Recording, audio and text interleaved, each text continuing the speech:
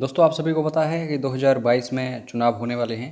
तो उससे पहले पहले जो भी रिक्रूटमेंट्स फंसी हुई हैं सभी रिक्रूटमेंट्स हमें देखने को मिलेंगी।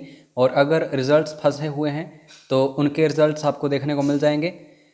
और यहाँ पे सबसे बड़ा सवाल यही होता है बार बार कि पिछले रिज़ल्ट्स अगर फंसे हुए हैं तो अगली रिक्रूटमेंट कैसे आ सकती है। दोस्तों ये कुछ अलग हिसाब होता है, इसको हम किसी पार्टिकुलर वीडियो में डिस्कस करेंगे। बस आपको ये पता होना चाहिए कि अगर कोई एक भर्ती को मंजूरी मिलती है और वो भर्ती पूरी नहीं होती है, उसके बाद दूसरी भर्ती को मंजूरी मिल जाती है, तो 100% चांसेस होते हैं कि दूसरी भर्ती जो है ये क्लियर हो जाएगी। क्योंकि पिछली भर्ती जो फंसी होती है उसमें R&P रूल्स वगैरह जो होते हैं उनके ऊपर काम किया जाता है। जो सेकंड भर्ती होती है तो इसमें ज़्यादा प्रॉब्लम नहीं आती। मैं ये इसलिए बता रहा हूँ क्योंकि JBT कमीशन जो है पिछला जो है अभी तक फंसा हुआ है और नेक्स्ट रिक्रूटमेंट हमें देखने को मिल गई है। तो हम ये देखेंगे कि ये जो JBT भर्ती आएगी बहुत जल्द 2021 के अंत में या फिर 2022 के स्टार्टिंग में, इसके लिए एलिजिबिलिटी क्राइटेरिया क्या रहेगा और कितनी वैकेंसीज होंगी किस ज़िले में और किस हिसाब से ये भरी जाएंगी और तैयारी कैसे करनी है ये भी मैं आपको बताऊंगा। तो सबसे पहले देखो 810 JBT भर्ती का प्रोसेस शुरू हो चुका है।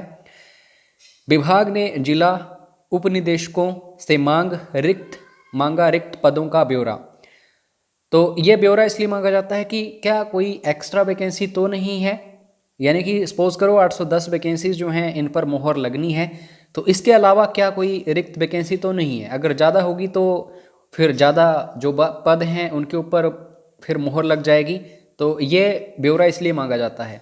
तो सपोज कर लो कि 1000 के आसपास तो रिक्रूटमेंट JBT कमीशन की आएगी ही आएगी। तो इसके लिए क्या क्राइटेरिया रहेगा, कैसे सिलेक्शन होगी, आगे हम देखेंगे।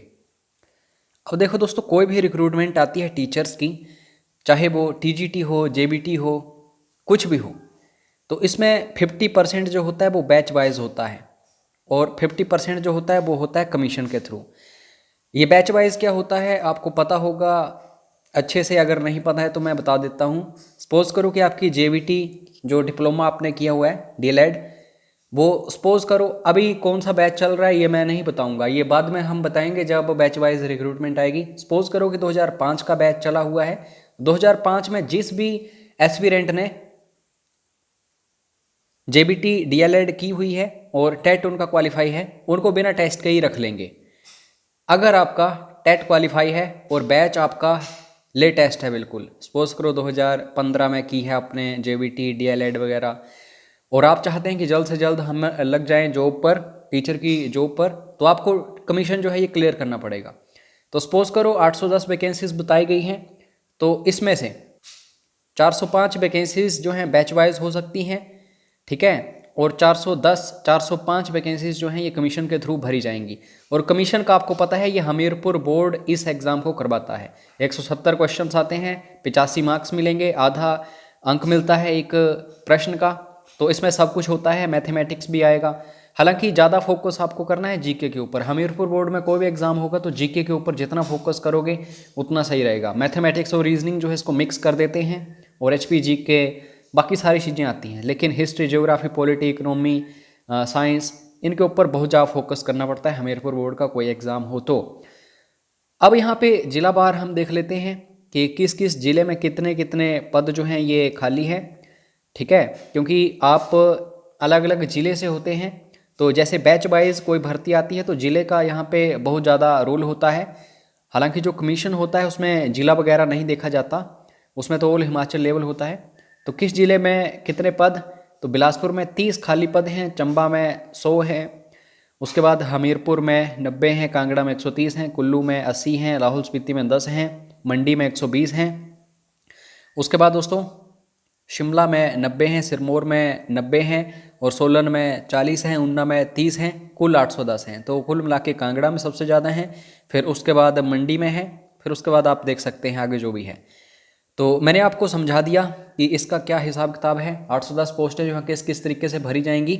और फीस जो है ये नॉर्मली वही फीस रहेगी जो होती है हमीरपुर बोर्ड की, तो इसमें आपको ज़्यादा टेंशन नहीं लेनी है, ठीक है।